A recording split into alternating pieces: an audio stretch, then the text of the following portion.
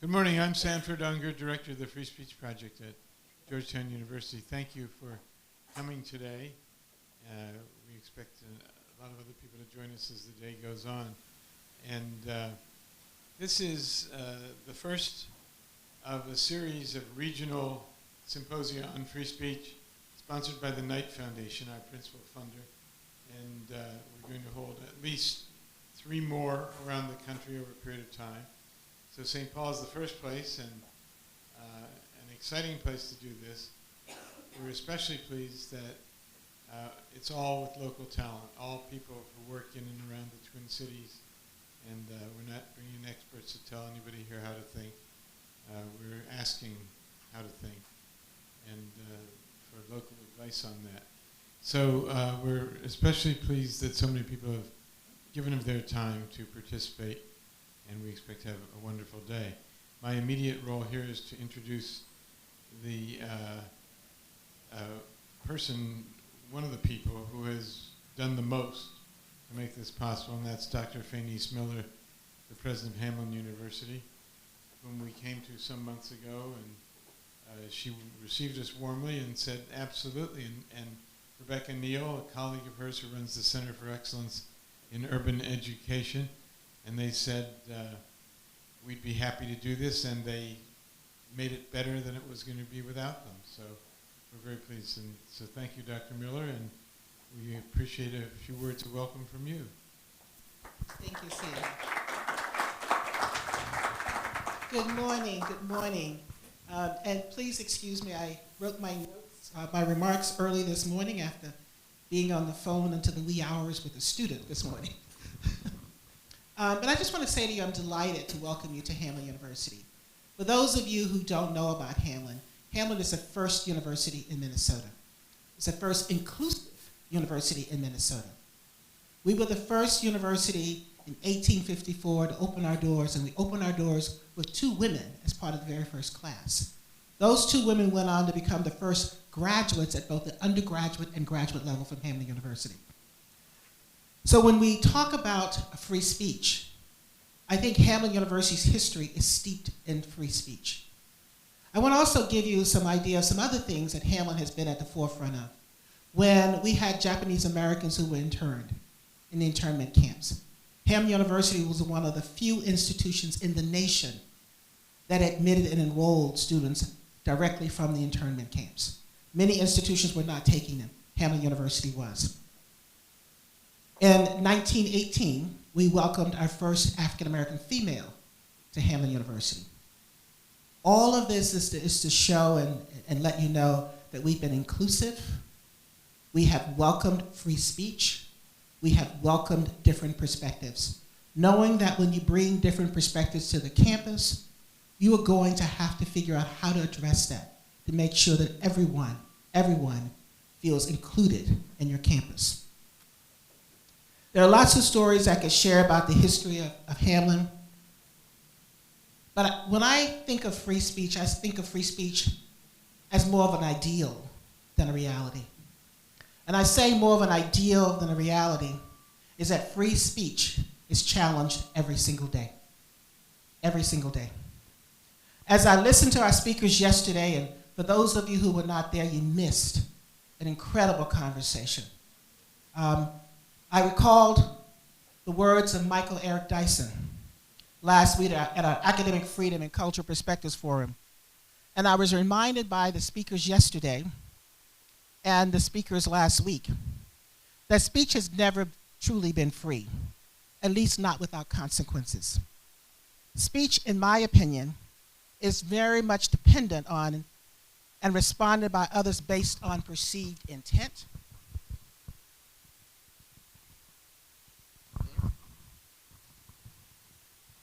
place within society.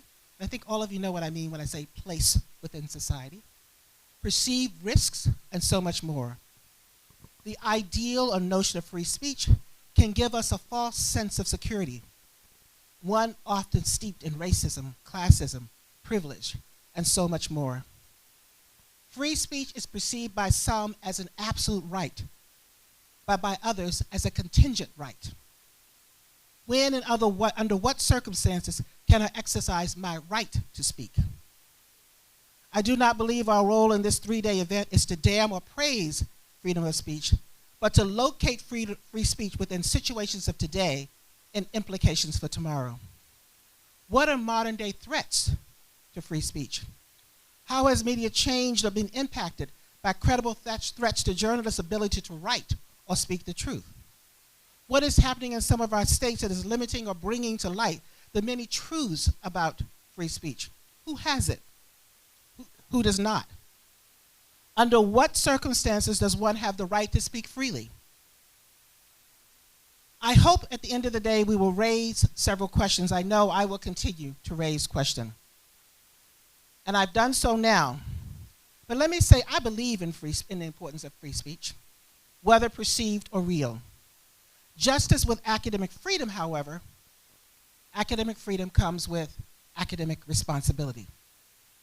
With freedom of speech comes a willingness to stand and be heard, to do as Maya Angelou stated in her poem entitled, Still I Rise, to rise and face the accuser, to provide hope in the face of despair, to embrace truth when others ignore or twist it.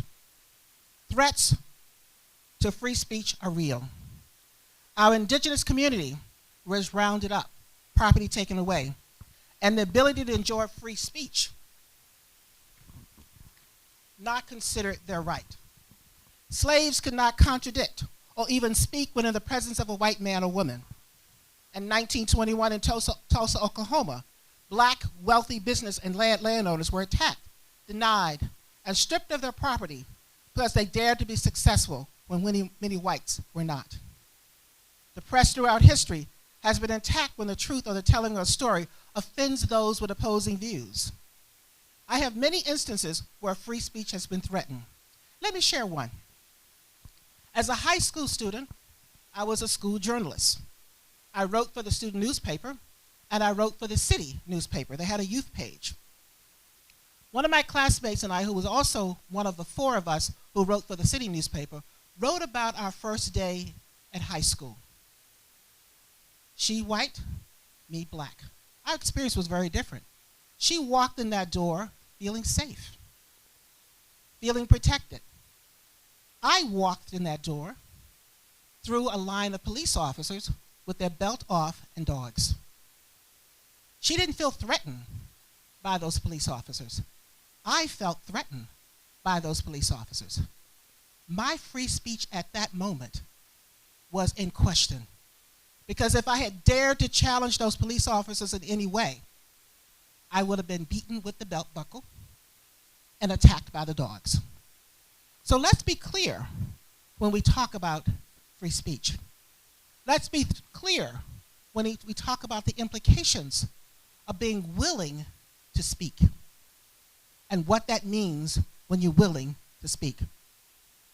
So our stories were different, but what happened at that time was that since we were writing for the city newspaper, let me just back up.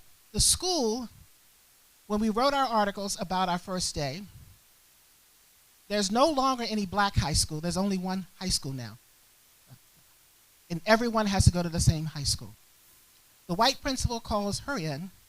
The black associate principal or assistant principal called me in.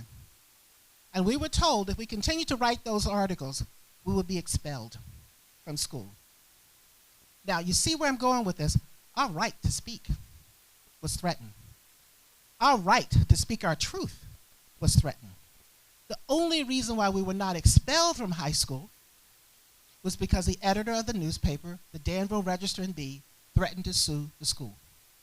That's the only reason why we were not expelled. Let's talk about the more recent attacks, and that is what we're going to focus on today and tomorrow and yesterday. And I tell you, I'm absolutely thrilled. I can't do this and hold that and do that. But I'm absolutely thrilled that we're having this important conversation, because there are many instances right now where our free speech is being threatened. We can look at what's happening in Florida. But Florida, if you've been paying attention, what's happening now is not new. Because do you remember when Florida hired people to take the school textbooks and take a black marker and cross out lines and passages in books. Now what they want to do is rewrite history, or not to allow people, the history of people in this world, in this United States, to be taught. That, again, is a threat to our free speech. I could go on and on and on, but I'll give you another example of threats to our free speech. How many of you remember the picture of the young lady standing in the middle of the street with her hands like this during the George Floyd protests? You remember that?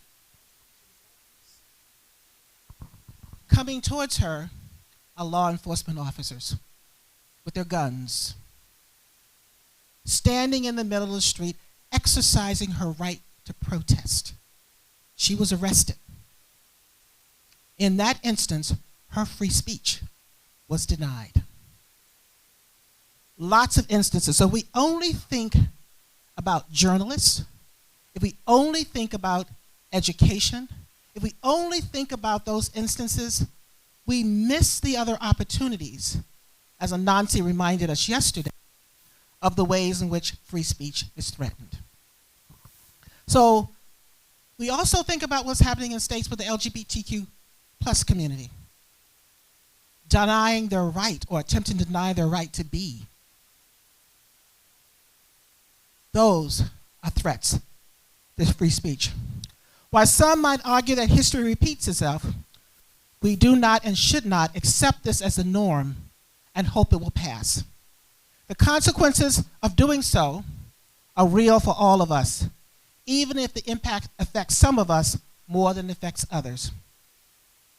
I believe, as our organizers have suggested, free speech, I agree, is at a crossroads. I believe that free speech comes with change, but before we can realize the benefits of change, let's often wade through or fight a myriad of challenges.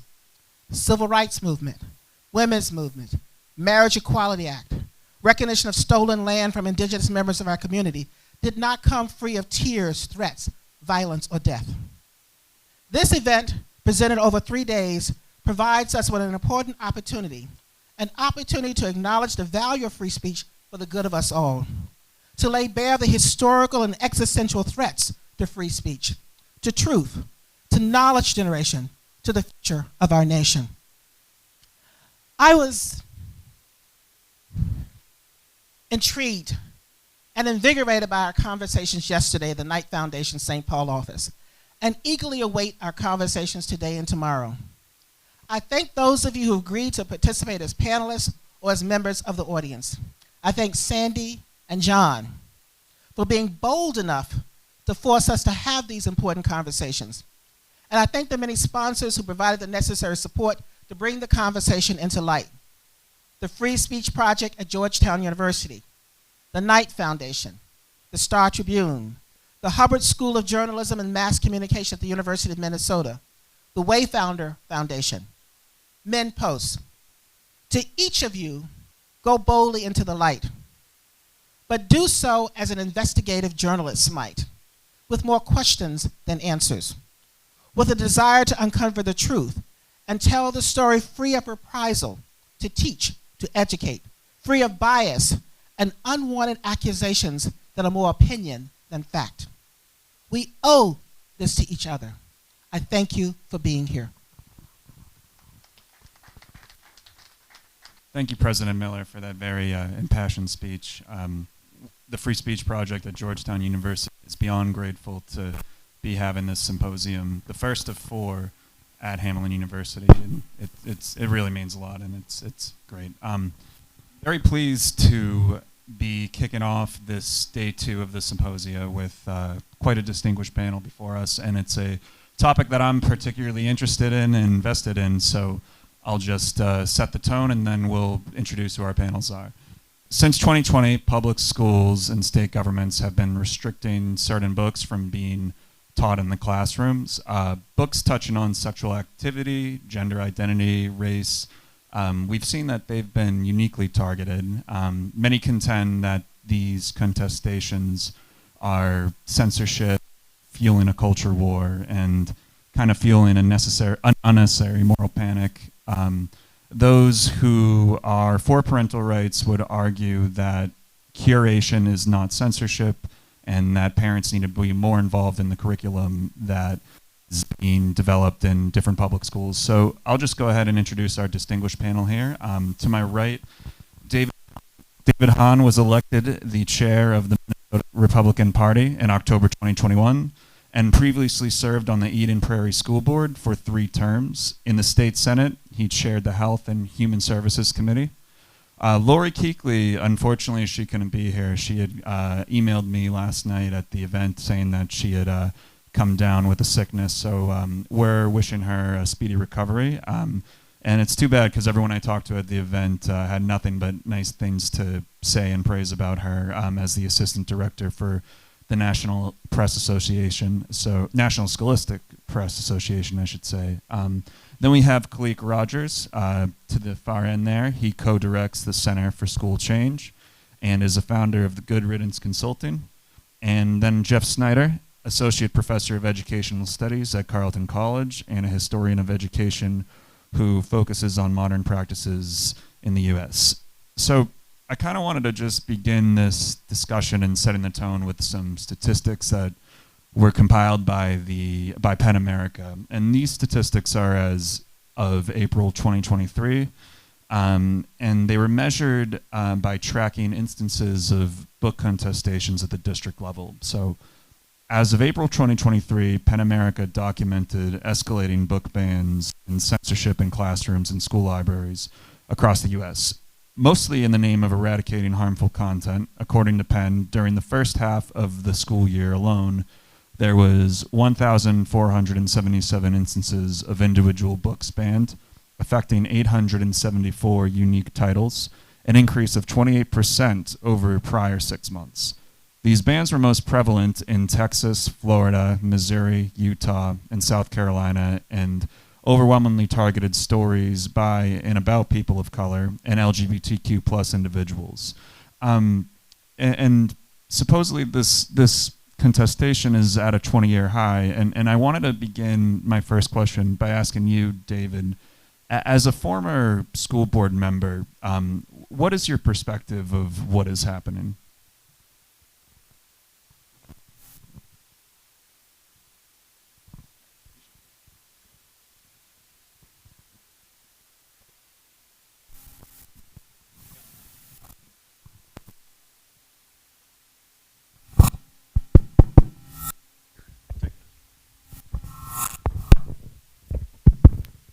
Now I'm on, right? Perfect. Yeah. Okay. Well, I think I did serve on a school board for 3 terms, and part of what prompted me to do that was I had young kids at the time in the public school, and I was frustrated as a parent by what I felt was the lack of concern that the school district administration had for concerns that parents had about how sensitive issues were going to be approached in the classroom. And so I got active in our school district and served on a lot of committees, you know, and tried to participate in the discussion about curriculum development and so forth, and found it very unsatisfactory, and that's what prompted me to run for the school board. So to me, this topic kind of fits into that larger discussion of what is the role of parents with respect to the education of their children. We have great diversity among families, great diversity among what things are important, the things that parents want their children to learn. And education has always had a moral dimension to it. And how do we handle that? How do we handle the fact that some parents have certain views, religious views or moral views that are very different from others, and you have a public school system that may not be entirely tuned into what those differences are. The other thing that I learned when I served on the school board, I ran for election to the board thinking that as a school board member I'd have the opportunity to have influence in the curriculum and largely in the governance of the district. And what I found out, even though they were called independent school districts, they were very, very much subject to state law, which after my 3rd term on the board, I ended up running for the state senate with that very view in mind, that there were things that were being put in place at state level that had influence over local school boards. So I think that's one of the central questions. If school districts, if school is to be focused on the needs and the expectations of local communities, how do you respect that when increasingly the dynamic in education is to make decisions at a state or even federal level and apply those across the board in every case? I'm not sure that structure works very well. And I do think here in Minnesota, what we've seen is certainly in the last couple of years is there's been a great sort of, I don't want to say flight, but there's been a lot of public school families that have left for other venues, and I think partly because they feel that the systems are not being receptive to needs that individual families and parents may have. So I think that this topic that you're bringing up here has got a very close relationship to how do we respect what parents are doing with their task of raising their kids. Minnesota has a law we call it the Definition of School Act that says parents are the primary educators of their children. If that's true, and schools are implementing curriculum or other materials that are at odds with what the parents believe are the correct ways, how do we adjudicate that? I don't know that I have the answers, but I do think that's part of the question. Jeff, is that a sentiment that you agree with? What's your assessment of the situation?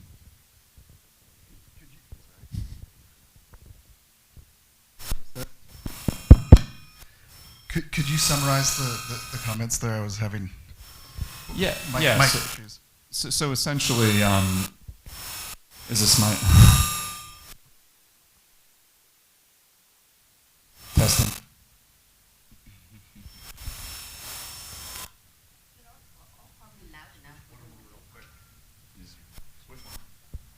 Feels like we're in the Matrix.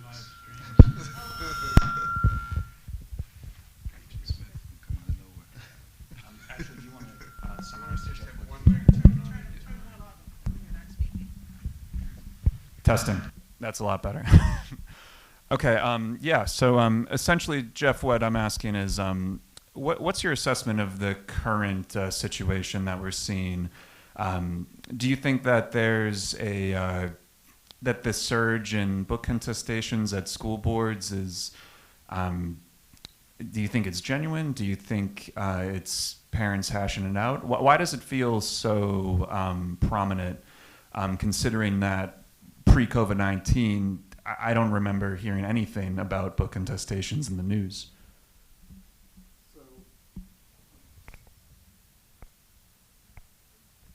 Try that one. Okay, so I think there have always been contestations about books in public schools and public libraries. They come more to the forefront at certain time periods. I guess I would distinguish between if you have people who are showing up at school board meetings, I think parents who are concerned about the content of books, I think in many cases they're acting genuinely and authentically, and they have the best interests of their kids at heart. They're concerned about their education. Of course, they're the parents. They want to be able to influence their moral development, their intellectual development. I do think at this particular moment, though, along with the good faith actors, you do have a lot of bad faith actors, people who are showing up to school board meetings and who are attempting to use book bans, book challenges as a means of political protest and as a means of promoting a particular conservative agenda. I could say a lot more about that, but I guess I would just say that I don't think there's an easy yes or no answer here. You have to look at the specific context and who the individuals are who are raising challenges. Kalik, do any of the young people you work with or any of the kids that you work with, have they brought this issue up to you? Is it something that they talk about? No, they have not. And for example, and one key thing to recall or just to remember is that not everyone has access to those spaces that we're even talking about. I know that firsthand because I work in legislation. So we got two bills passed this year, and when I looked around the room, I was in 5 different hearings. This is in the education policy realm, in affordable housing and workforce development. I had to go through 5 different hearings to do this, to get this work done. And 9 times out of 10, I was the only person of color in that space. And to look at the astonishment on those who seen me as it was time for our bill to be heard, and just the look on their faces of, oh, this is a different face. I'm curious what his thought process is on this matter. And if we're not having the same access or understanding the demographics of who are not in the room as well, that honestly isn't really a fair conversation to begin with. And this has been a historical issue we've seen in this country for a very, very long time. When we talk about freedom of speech, that's, especially for Black and brown communities, that's something that's been really, oftentimes, we've been outside of those conversations because we're not welcome in those conversations, or there can be an assumption that what our needs are based off of observation but not lived experiences. So I can go on, but I honestly feel that a lot of parents, especially parents of color, may not have the capacity, especially living at the general poverty line. We've seen the statistics. I've been I could have been that statistic, but thankfully I was able to use my voice in spaces, and they were amplified, and I was able to go to different rooms, and now all the way up to state senate to actually speak. And honestly, the community has been behind me the whole way. And it was interesting because it didn't start out that way. It started as me just speaking to the wind, and to see how organic that process was of other people saying, thank you for giving our community space to weigh in on these topics. That's just some of my thoughts on it. Yeah, it's a very important point for a very kind of grave moment that is happening, and it's a segue that I wanted to go into for the next one. And I'm sure everyone in this room has heard of this. The Florida Department of Education has blocked the introduction of AP courses on Black history, and it seems like every decade, the more rigorous or the more that educators attempt to explore more details and specifics of Black history, we often see this pushback, and it's unique in Florida where they've blocked this AP course that supposedly assessed 400 years of African American history. David, are you familiar with this story, and what do you make of it?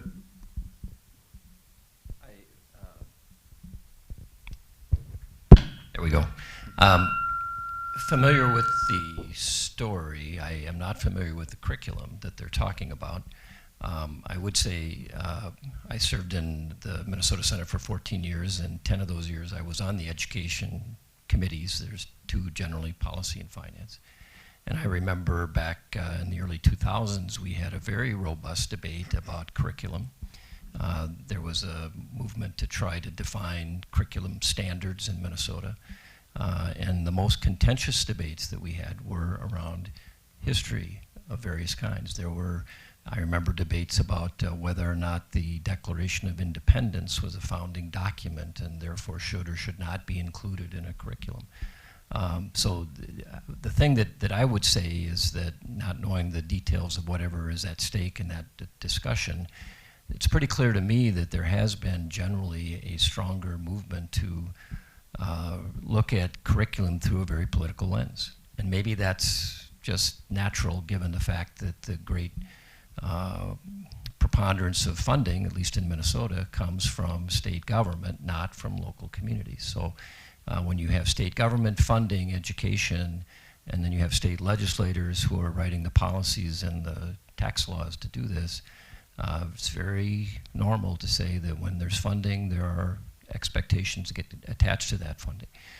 Those are dynamics that I think drive the movement to say we're going to have a singular curricular standard that is going to be applied everywhere, regardless of what local people may or may not desire, or if there are differences about it, there's very, very little room for those differences to be expressed. I just personally, I question a little bit of, do we really want to go down that path? If we have a statewide curriculum, for example, is the next step having a national curriculum where we nationally define what everything is, what everything means, and then putting in place the structures to enforce those things being communicated everywhere. I look at that as a danger, frankly. I am not in favor of having the federal government define curriculum standards for every school in the country. I'm not in favor of that. I do believe that there are differences of view about things, especially historical things. And I think there's great value in making sure those opinions have a chance to be debated. And if you have laws passed that enforce certain things and only those things and tries to shut down the other things, I think that's a detriment. I think with the AP story, what people were talking about is that the course was built with the input of, I forget how many experts exactly, but it was over 100 experts supposedly, and it still got pushed back. Is there just a stark difference of opinion between experts that are formulating this? And when you were on, when you were on the school board, did you work closely with experts for this type of material? Well, I would say that in the legislature, when we were having the debates about the curriculum standards, yes, there was we had huge committees. I don't even remember how many were, but I'm sure hundreds of people were involved with all kinds of, the effort is to try to make sure everything gets represented, and the committee structures got to be very, very extensive. At the local level, at the school board level, there the project was individual schools. In our school district, we were trying to deal with, here's what the state is telling us we have to do, and how many hours we have to devote to certain topics, and at that time there was a movement to something called outcome-based education, which was very controversial. Whole reading, which is another controversial thing that the state was mandating that individual schools. So at the local level, it was more about how do the local school district, in our case, how do we implement these things, and how to deal with the dissatisfaction that in many cases parents had to some of the things. And all I'm saying is that these things can be very controversial, and when you have state law, or as I said, I'm opposed to having a federal law, but when you have that and it's one size is the thing, one standard for everybody, I think that is a recipe for controversy and a recipe for getting away from, let's talk about why we disagree perhaps on a particular issue. Instead, it becomes maybe, as you were saying, more of a political element of how do we get rid of this and do what I want instead of what you want. And that's what I think is a danger, having this battle being waged at state legislative levels about here's the Republican curriculum, here's the Democrat curriculum, and whoever's in charge gets to force theirs on everybody else. I don't think that's a good idea. Khalik, you were talking earlier about how so many kids in impoverished situations just don't even have access to this type of material. But the efforts of the Florida Department of Education, it seems that not only do they not have, they were giving them, or the AP was giving students access to learn more about the world and the history of the United States, and then that access was denied. Do you worry about that, or have you followed this story at all too? Yeah, I've heard of this story briefly, but honestly, this is not a new narrative. It's an old narrative of really those who are in power can write history the way they see fit, right? There's a quote. And with that, if we don't have a voice in the matter of why is history being canceled, it's for the people who that actually affected deeply. You're basically saying the truth doesn't matter, and we don't want to discuss the truth, we don't want to be accountable for the truth, and we don't want to admit that your lived experiences are valuable. And countless times, again and again, we can see examples of history being crossed out. You can go back to the Middle Age, and there was what was it? They called it the Dark Ages, where nothing interesting happened. In what time in the world did nothing happen? So something happens every day, right? We can't help but see the news and something popped up. Oh, wow, that happened again, or this person passed away, or this huge catastrophic event happened. But once again, we see history saying, oh, well, nothing happened in white culture that we want to talk about, so we won't discuss it. And once again, as we see these issues arise current day, I can probably guarantee when that decision was made, what do you think the demographic of that room looked like? Yeah, and I want to touch on that in another point too. Jeff, do you agree with Khalik? As a historian, is there a cancel culture around history, if you will?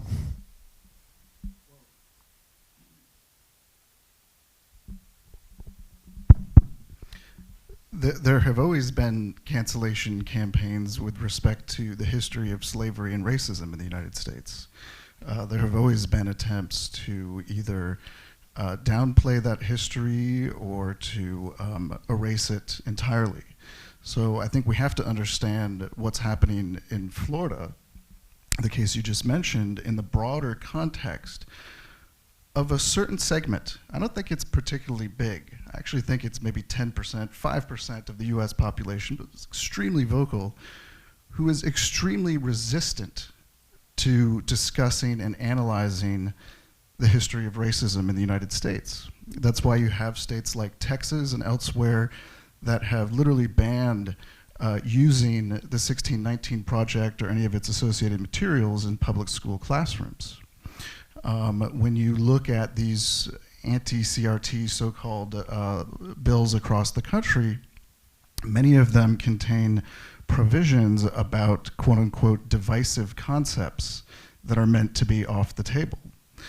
One of those divisive concepts in places like Florida and elsewhere is that you are not meant as an instructor to present material that makes a person of a certain racial background potentially feel a sense of guilt or responsibility for actions committed in the past based on actions committed in the past by people of their own ethno-racial group. This is effectively a way of saying somebody like me could raise their hand if I was 35 years younger in an elementary school, I could raise my hand and say, hey, look, you know what? This lesson about the transatlantic slave trade is making me uncomfortable as a white kid. I think it reflects poorly on white people. It's making me feel a sense of guilt and, heaven forbid, responsibility, something that we should all feel when it comes to rectifying the legacy of slavery and discrimination in this country. So I think that if you look at just the history of textbooks in the United States and how they've been written, they're much, much better in 2023 than they were in 1923. But there's always been this move to try and obscure or deny our history. And I'll just leave one quote that I really like from a guy called Benjamin Quarles, who was a pioneering black historian who wrote the first autobiography of Frederick Douglass. He said, look, when you're talking about history, the truth shall set you free. It also makes you sick, right? If I am a professional historian, I teach US history. If you teach authentic, accurate, genuine US history with integrity, there are gonna be a lot of classrooms that you exit feeling sick to your stomach. And if you don't, you are not actually teaching history as close as possible as we can imagine to it having happened. Yeah, and Jeff, just to get your reaction on this too, because this is this happened during the summers, and if I'm getting my timeline correctly, I think it happened after the Florida Department of Education blocked the AP course. In late July, that same Board of Education approved the use of PragerU Kids, which PragerU, if anyone is familiar with, is a series of content and education, supposedly educational videos from Dennis Prager. That's at least that's what it describes itself as. But And furthermore, it describes itself as a free alternative to the dominant left-wing ideology and culture, media, and education. And last week, there was a clip that was viral, and it included content of what is in these videos that the Florida Board of Education approved. And one of them is a cartoon of a brother and sister who go back in time to meet Christopher Columbus. And I have the quote down here because, again, the Board of Education they scrutinized the AP course, but then they allowed PragerU with this quote. And in this scene, cartoon Christopher Columbus is talking to the kids about slavery. So the quote is, "Slavery is as old as time and has taken place in every corner of the world, even amongst the people I just left. Being taken as a slave is better than being killed. No, I don't see the problem." To me, that seems absurd. I believe that's the right word for it. David, do you have any reactions to that? There we go. Well, I think it illustrates the problem, if you will. There are people, Dennis Prager, who I have met on occasion. He's got a lot of material that's out there. A lot of people view it. I have not spent a lot of time viewing it myself personally, but I think he does have a perspective. And I would say that history in particular is not as quantifiable as mathematics or physics. And so to me, and I have read a lot of history, you will find debates about the meaning of history that have been around forever, and they continue. I've read literally hundreds and hundreds of books about the American Civil War and the period of political history leading up to that war, and you can find a vast disagreement among historians, professional historians, about what these things are and what they mean. So I don't think that it's unusual to say, well, we've got disagreements about history. And if we have a set of experts that says, here's the curriculum that we want in Florida, and there's other set of experts that says, no, we want a different, who decides that? And what we have right now is a system where we say the politicians decide that. And that's what I was saying before, is you've got a structure now where you say, well, we're going to have essentially two views of history. One is going to be pushed by one political party, and one is going to be pushed by the other. And whoever has the power to do it is going to put theirs in place and do everything possible to dispel the other. That is not healthy, in my opinion. I think that you need to have some latitude in your system to allow for people to have an opportunity to access different views and talk about them. And that's why I say I think it's much better to look at, let's not try to set in place state curriculum or federal curriculum, but let's allow a little bit more diversity in thought and see what we can learn. Jeff, did you have something on that? I was just briefly going to say, yes, of course, there are many areas in which historians disagree, and there are subjects and topics that are up for debate and discussion, where a wide array of perspectives is encouraged. One of the things that I found amusing, to be frank, as a historian, is that some of these divisive concepts bills in places like Florida have language that say you can't teach a U.S. history class that introduces students to the idea of systemic racism. There's not a professional historian in the United States who studies U.S. history who would argue that there has not been systemic racism in the United States. So I think we also have to take into account what is an overwhelming scholarly or expert consensus on certain topics, and not allow parents, political groups to intervene. Just really briefly, another example would be the teaching of evolution. Right? As a biologist, if you don't believe in the teaching of evolution, you are not a biologist. You're a snake oil salesman. And so I don't think, similarly, that parents should be able to contest, hey, you know what? I don't think that evolution should be included in this curriculum. The public school has to be responsive to parents, of course. But the public school can't abdicate its primary responsibility, which is education. And that means that you teach evolution and that you teach systemic racism, because these are things that are overwhelmingly supported by a preponderance of evidence, and every serious academic or scholar would endorse them who has the requisite knowledge. In the midst of all that, I kind of want to return briefly back to this whole issue of access to materials. And I'm interested, Kalik, what sort of measures are you and your organization doing to mitigate that, to ensure that every kid and young person has a chance to be as educated as they can? Yeah. Well, first off, there's always, from my perspective and the work that I do broadly. And furthermore, if there's anything between what the two gentlemen just said that you want to respond to too, please by all means too. Mm-hmm. Yeah. So, repeat the first question. What is your organization doing to really mitigate access, or what policies do you think work to make sure that every kid or young person can be as educated as possible in the midst of all of these contestations around curriculums and books being banned? Yeah, I think a big part of it is that a lot of education spaces are siloed. And so one thing that I do is look at things as more of a cross-sector collaborations or collective action. And even looking at education as an ecosystem rather than just one place. Like, there's so many different components of it. Of course, there's the family, the school, and the student. And if we cut off communication with that, or cut off the process of collaborating, and just have those who have the time and the space.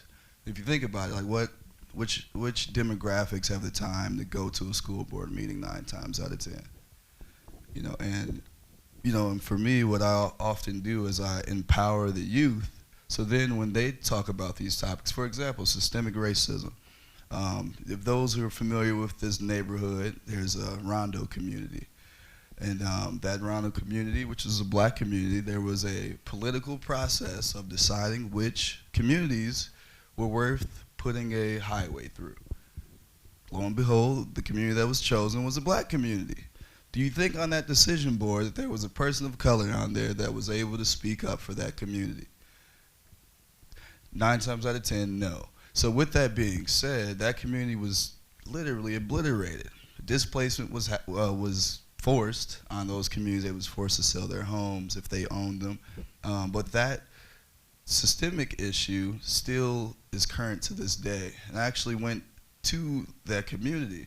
And actually, the school I graduated from, which is Gordon Parks High School, right off of University and Griggs, I went to the school to teach them about the issues of systemic racism and how that impedes on their ability to purchase homes.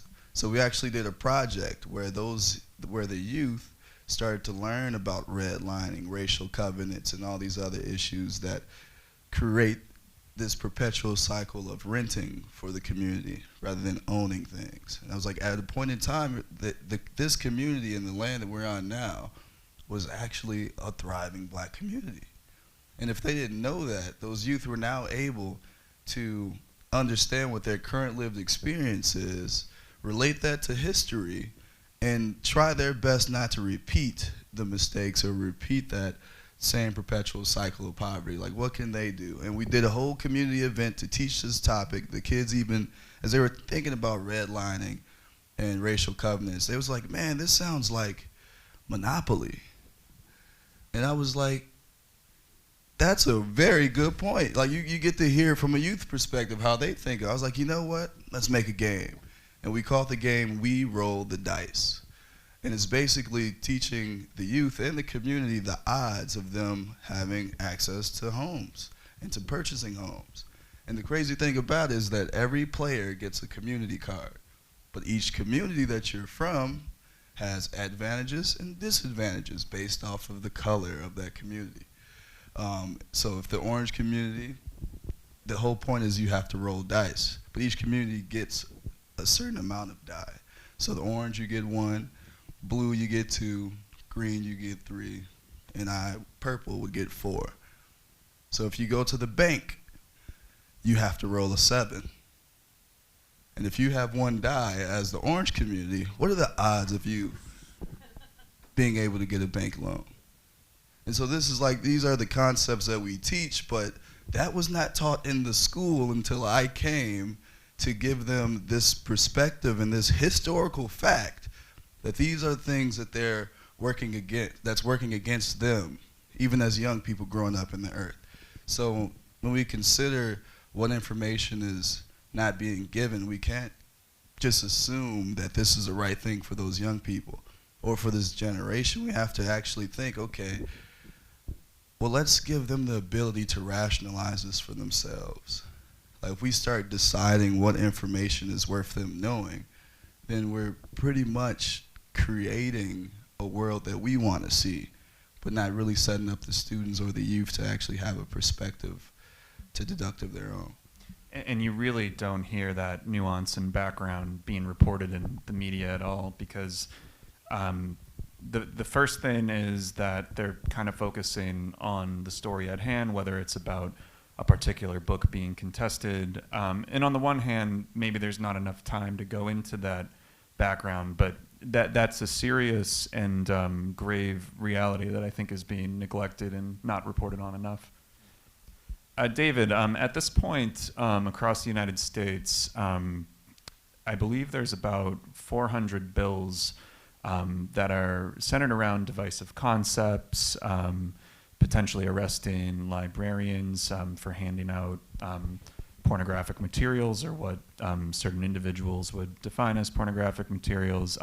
Does this surge in legislation, as a former legislator, feel unprecedented to you? Well, 400 bills around the nation. There's 50 states. This past year in Minnesota, there were over 3,500 bills introduced just in Minnesota. So if that's roughly what you're going to see in every state, I would say 400 across the country is a very small number. It's also true that most bills that are introduced, depending on who introduces them, if you're in the minority, your bill never sees the light of day. So I'm not quite sure if it's a problem or not. It would depend on, I guess, to the extent that those things become subject of debate. But here, what this reminds me of a little bit, and I'm an old guy, and when I went to public school in Minneapolis and grew up there, and lived in that community, there was a lot of censorship, a lot. You did not see anything that was sexually explicit in any way, shape, or form in print or on TV or on the radio, or explicit language. You never heard that anywhere.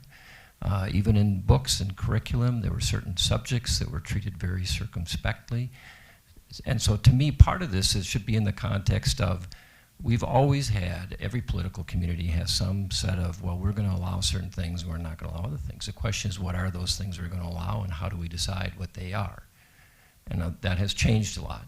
And I think, again, part of what has changed, in my view, is that at one point there was a stronger sense of unity among our nation, among our polity. There's less of that now. There's less, people talk more about why we are different from each other than we talk about why we are alike. And when we don't talk about why we are alike and why we have things in common, it's very difficult to find those things, whether it's in curriculum or other standards, that we can all agree on. And when we don't do that, what happens is it becomes very political. And again, I think what I've seen happen, which I believe is very destructive, is we're dividing it into, here's the Republican curriculum, here's the Democrat curriculum. We have our experts, you have your experts. If we get the power, we're going to put our curriculum in place and kick yours out. Or our books aren't going to be in place, we're going to kick yours out. I think this is a very destructive trend. And I think we need to, as a country, as a nation, figure out what we can do to fix that, and recognize that we are going to have different opinions, but we also have to find the things that we agree on. And if we don't make any attempt to do that, then these things, I think, are going to continue, and they're going to get more and more exacerbated.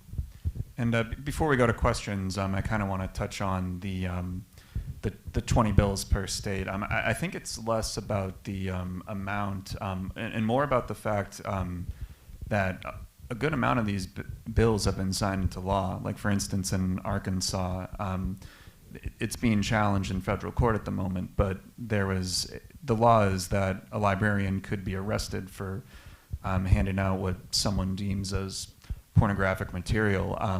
But the real the real kind of thing with this is I don't think anyone has any sort of, as far as I can tell, rhyme or reason of where this goes. And just as an instance of this, and this was recent, but in Utah, a parent used sort of a reverse psychology of all of this kind of mess that's going on, and she actually submitted a complaint about the Bible to the local school board. This was in Davis County, which is north of Salt Lake City. She wrote, incest, bestiality, prostitution, genital mutilation, fellatio, rape, and even infanticide. And this is just her listing the topics that she found in the Bible, and she goes, "You'll no doubt find that the Bible, under Utah code, has no serious values for minors because of its pornographic by our new definition." So the district ended up placing the Bible under review, and they officially decided to remove it from elementary schools and middle schools for supposedly containing vulgarity and violence. And in Utah, as a result of the same process, the Book of Mormon is now under review. I don't know at the moment if it's if they placed it or banned it from public schools, but it just kind of gets to the messiness of all this. And Jeff and Khalik and David, if you have any reactions to kind of the messiness of this before we go to questions, I'm sure we could spend the next hours discussing this, but at any rate, it just seems like the United States, with respect to this issue, really needs to find a way to parse through the details of this, because right now, inconsistency seems kind of like an understatement. Well, and I think, again, to me, it illustrates a little bit of what I was saying before, is that I think every parent has a desire to protect their kids, and there are parents who think that there are certain things that they think are detrimental to their kids, and they want to protect them from that. And again, in my upbringing, that was very common. About 90% of what you see on TV and streaming and movies, it was not even available when I was a kid. It was banned. People just didn't do it because that was in violation of whatever the standards people had. So I think, to me, that in my opinion, is sort of an underlying theme here, is what kind of standards do we have as a community? Or if we don't have them, then it's going to be political. And I also would like to just, the first law about education in this country was written in 1787 as part of the Northwest Ordinance that governed the territories that were ceded by the colonies to the federal government after the formation of the Constitution. And they wrote this law to govern those territories until they became at some point states, is what they believed, which they did. Minnesota was a part of that territory. And they had in there one line that said about education, first law on education. And that law says, religion, morality, and knowledge, being necessary for good government and the happiness of mankind, schools and the means of education shall forever be encouraged. That's it. And so the people who wrote the Constitution and wrote this law, they said, education is about three things: religion, morality, and knowledge for the purpose of forming good citizens. And I think that idea, I've never seen anybody challenge that, but I think we have gotten a long way away from it. But I think the intent is we have to find things that we can agree on. If we're going to have a public school system, if we're going to have a polity, if we're going to have a unity, a union, there has to be things that we can say, we do agree on this, we are not going to have this, or what are those standards? That's what I see as very troubling. There doesn't seem to be agreement on what those standards should look like, and that's where the work, I think, has to be. Well. So, like, touching on that topic, I feel as if I think once you start going into more religious conversations, that to me is more of a global thing that we're now going at. And when you think about just the history of censorship, you know, even in biblical concepts or things of that nature, it's not, once again, not the first time. There's new Bibles coming out all the time with people's interpretations or things that they don't like about how things were written previously, and they'll create their own version of it. There's, what is this, 300 AD, the Council of Nicaea, where the Romans actually took out many books of the Bible because they didn't see it fit for their society. It's like, man, we should have never killed that guy, because now there's a martyr. Now we created this movement, and since we can't beat the movement, let's join the movement. But let's actually only put the things in there that we think the society should know, and let's give our perspective of how this should be read and understood and how this can be implemented. And let's also bring the practices that we currently have and involve that into this as well. And so when we look closer into history, we can start seeing that this trend of controlling the narrative is done at a government level. This is what that conversation in that Roman time wasn't done with the common people. They were probably at the Colosseum watching the gladiators go at it, right?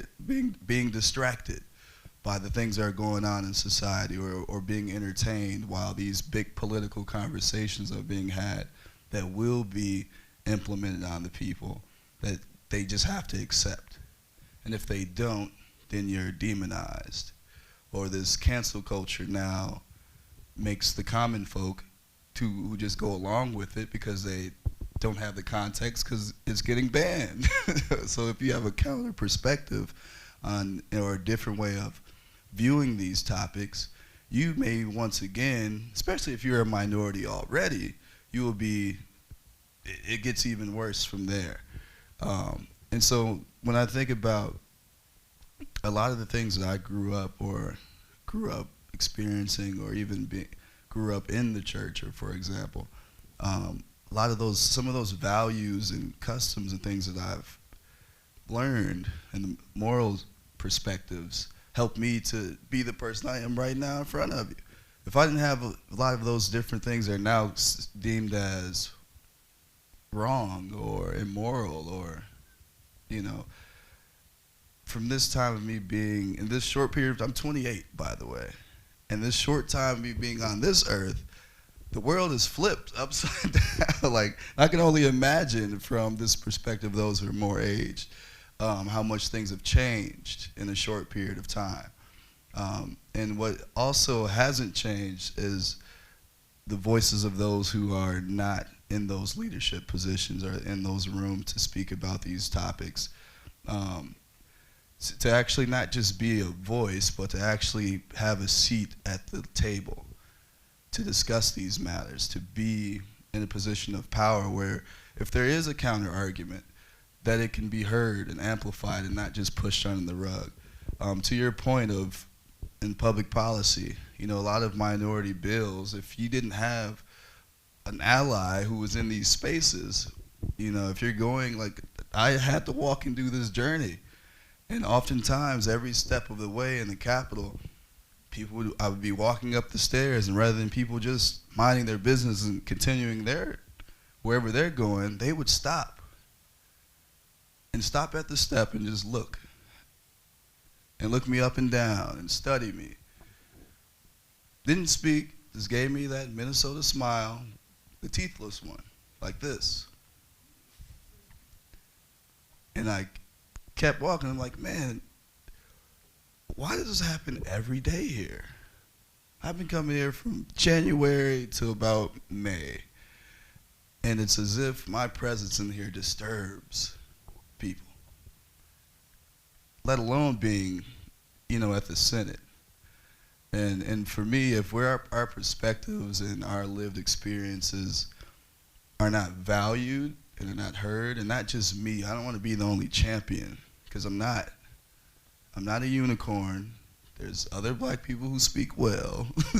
They speak English, there's all these different perspectives and how we're viewed, and as if our opinions are not valued, especially with things that address the nation. I feel like creating access, and this is why this year, and if this is a call to action, we're doing a youth legislative summit this year to hear the thoughts of the young people coming up in this next generation, and not for us to speak for them, but for them to speak for themselves, to talk about what barriers affect them, because the next generation is going to inherit the world that we currently have. And if we're not setting them up to be critical thinkers, to not just go with the groupthink mentality, they'll just let things happen. They won't know any better. They won't hear about the people who were the outliers, who spoke up, who said something when it wasn't popular opinion to say any things. And oftentimes those people, such as in this time, will be demonized as, oh, that was a terrible person. But 100 years from now, they're like, actually, that Khalid guy was on to something. Or vice versa, whoever it is. So I think it's a disservice to our youth to continue pushing that narrative of you don't know what's right for you without actually hearing what they think themselves. Thank you very much for that. I think right now we'll open it up to questions. Just if you're able to keep your questions as brief and concise as possible, that would be much appreciated. So I think there's a microphone right there. Whoever wants to come up and ask, if there's anyone. Thank you. My question actually goes back to what you were just talking about. If we're looking at these bills that are sanitizing what kids are able to access and what they can read, how does that impact their ability to think critically and form their own opinions and deduce the things that they want to see in the world? And sort of to counter what you were saying, rather than finding all the things that we agree about, how do we teach them to disagree with respect? Yeah, I would say, well, that's honestly been my mission. Like ever since, I didn't even know I was gonna be this guy growing up, honestly. This wasn't in my plans.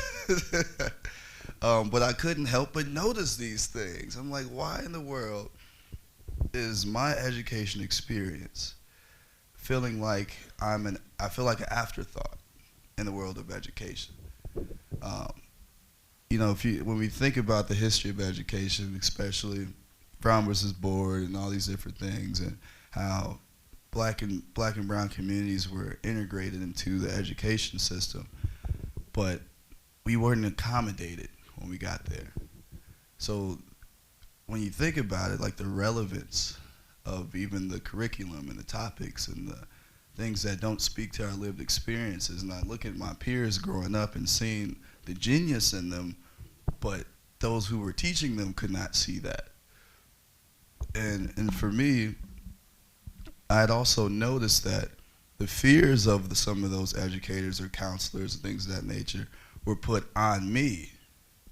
And I had to think to myself, like, no, those fears are yours. They're not mine.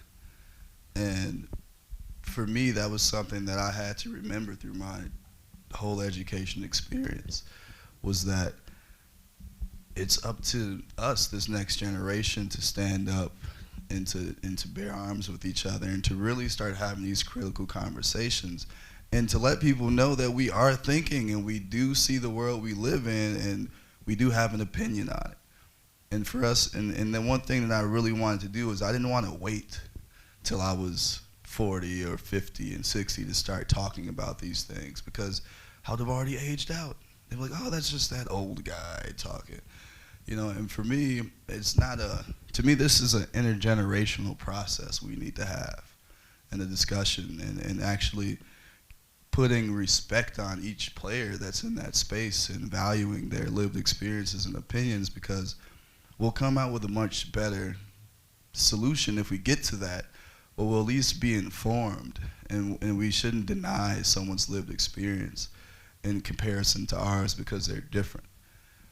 To me, they should be valued and heard and implemented as well. So that's my thoughts. She got one for you too, David. I think it's a good question. We were talking briefly before the session started today. When I was growing up, there used to be a thing, and you heard it all the time.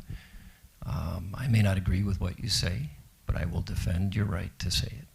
I never hear that anymore. I've never heard anybody say that in a public forum.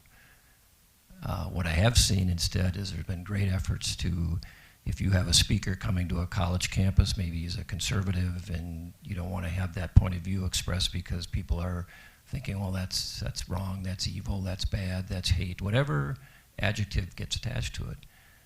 What has happened more often than not is that speaker is shouted down, or sometimes the administration will say, well, we're not going to allow that speaker on campus because it's a potential threat.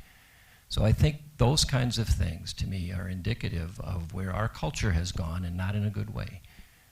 We have to recognize as human beings we do have a lot in common, but we do have a lot of differences as well.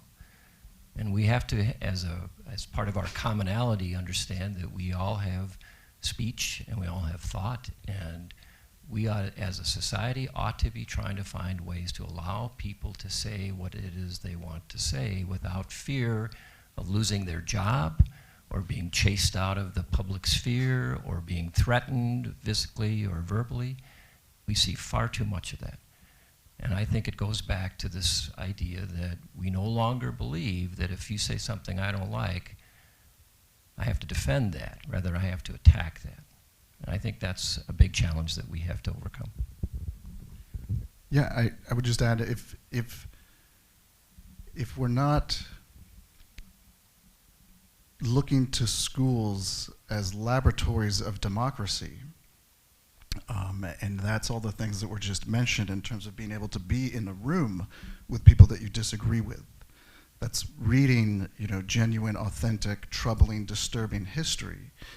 If we don't do that in our public schools, and I agree, I think this is actually something that right, left, center could if you don't agree that public education is fundamentally about developing and empowering citizens, then there's truly nothing we can agree on. But if we do agree on that, then we need to look at classrooms as sites for that training and experimentation for young people and what it means to be a citizen. That means listening to one another, that means articulating your views, and that means learning genuine science, history, name the subject. There has to be integrity.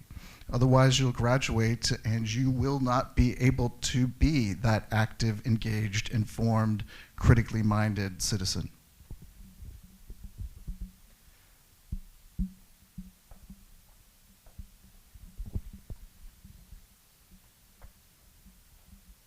Yesterday morning, I had the pleasure of receiving a phone call from my 4th grade teacher, who's 93.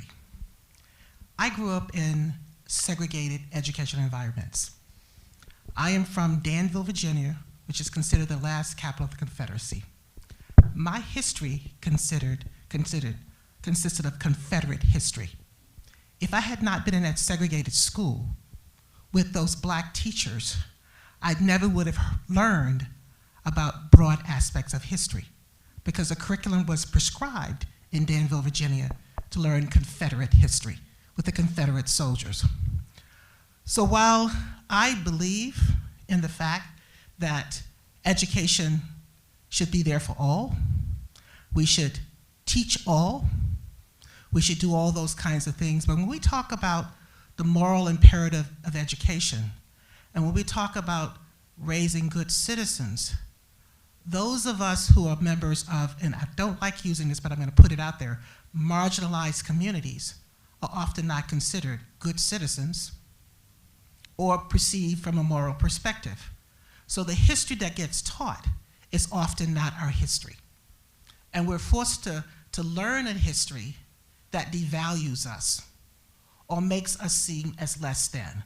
So when you think about Arthur Jensen and his work on blacks being less intelligent than whites, you think about the social psychological research that says blacks have a lower self-concept than whites. That's the kind of stuff that got taught.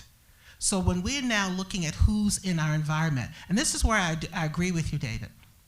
I really agree with you that we have many different perspectives, and we need to recognize the many different perspectives. And there are ways in which we can teach that material now without disenfranchising anyone.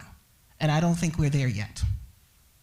But I also, before I want to sit down, I want to say this, and this is my comment. I don't know if it's a question in that.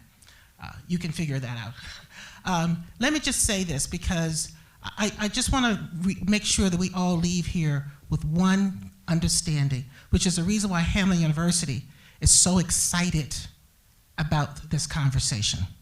Absolutely thrilled and delighted about the conversation. No academic freedom got violated here at Hamline University. Absolutely none. None. Can't say that enough. What did get viewed is that there's a fact that there's a disconnect between academic freedom, academic responsibility, and who's sitting in our classrooms. So if parents are going to have a role, and I think they should, then we need to acknowledge that when they come to us and not trying to deny people of their history. So we need to make sure there's room in our classrooms for all people's perspective to be included so they're not excluded in the classroom. And we can do that by how we teach the material, not that we exclude the material. So I just want to put that out there, that we're living in interesting times, and we need to recognize that this world is not the same as it was in 1915, 1940, or 2007, when AAUP revised their articles of freedom of speech. So if we're going to recognize that, then we need to figure out how in Minnesota specifically, since we have the largest congregation of Muslims outside Muslim countries, how do we recognize and respect the upbringing, the religious upbringing of everyone in our environment? So when we talk about banning books or rewriting history, we don't give them an opportunity to learn about others' history as we learn about their history. So I just wanted to put that out there because I just want to make it clear, no one's academic freedom got violated here at Hamline University because we believe in academic freedom.